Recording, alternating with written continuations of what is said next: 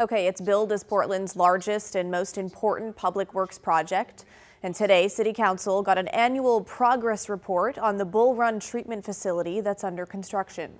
The Portland Water Bureau says the filtration and corrosion control that the facility will offer are needed to protect public health and comply with federal drinking water regulations. Okay, maybe you're thinking, great, another report in City Council. What is the big deal? Why should I care? Well, let's first back up and look at what this is and why it matters. In East Multnomah County, right along the Clackamas County line, the city's Water Bureau is trying to build a water filtration plant to filter the city's drinking water, which comes from the Bull Run watershed, about 26 miles from downtown Portland in the Mount Hood National Forest. The city is under a tight deadline to make this happen. Portland must make improvements to its drinking water system by September 2027 to meet federal and state regulations. Now, Portland does treat its water, basically disinfects it, but it does not filter the majority of its drinking water. The city was previously exempt from filtering because its watershed was considered well protected. Well, that all changed about 8 years ago when low levels of a certain parasite were found in the city's raw water supply. The state and federal government is now requiring the city to install a filtration system to best remove that parasite. And there are many ways the city could go about doing this. They chose to build a filtration plant, one of the more costly options.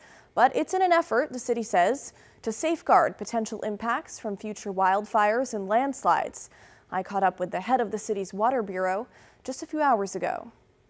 This project is about Portland being future ready, right? We are trying to be a future ready utility. That means our city needs to be future ready, and we need a system that can handle anything and everything that's going to be thrown at it.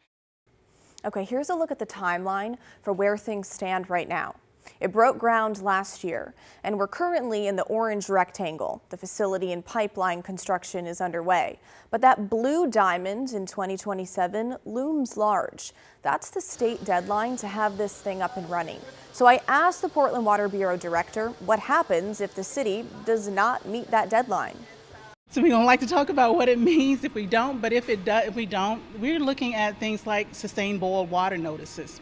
We're looking at the potential we've got the federal government in our city now. That means that they could come in and take over our water system. That means our hospitals can't function the way they need to. The businesses that need our water, they can't do what they do now.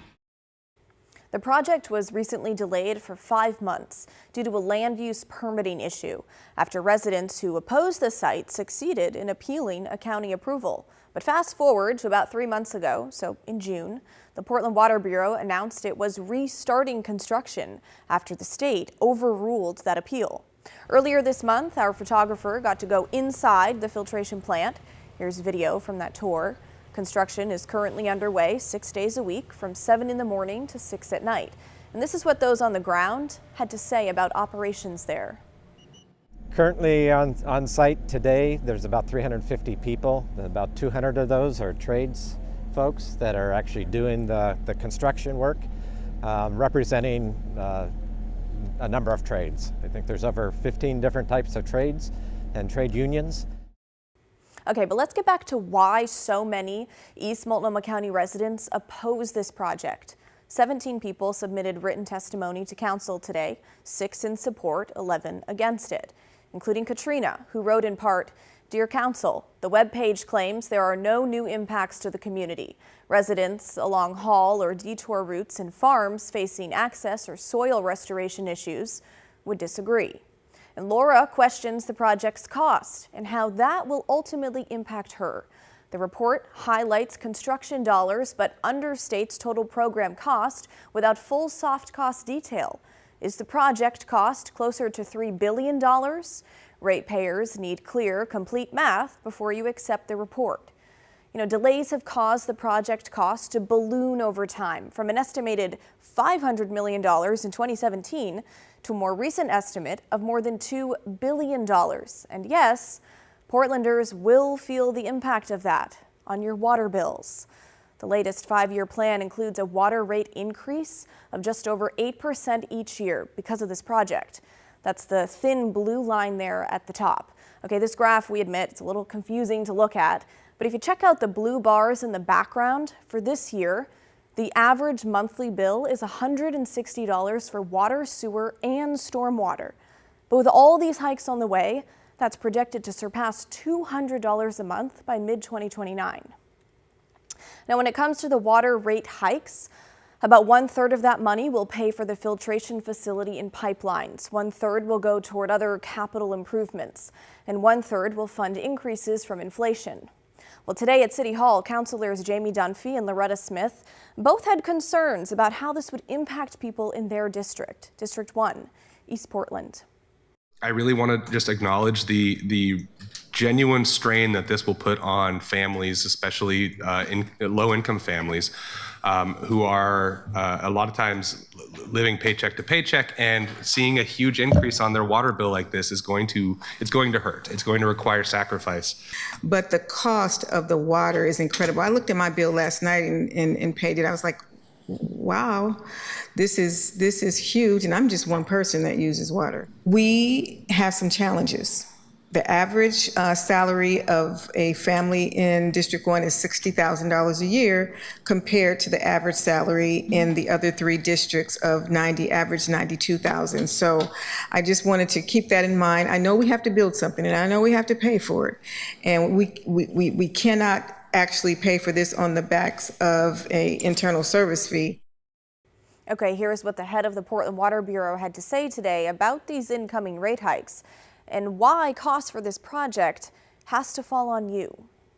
I understand it is going to mean an increase in their bill, yes, but we have to build this system. But I need customers to understand we have one of the best financial assistance programs in the country. We offer a lot of assistance, crisis vouchers, discounts, payment plans.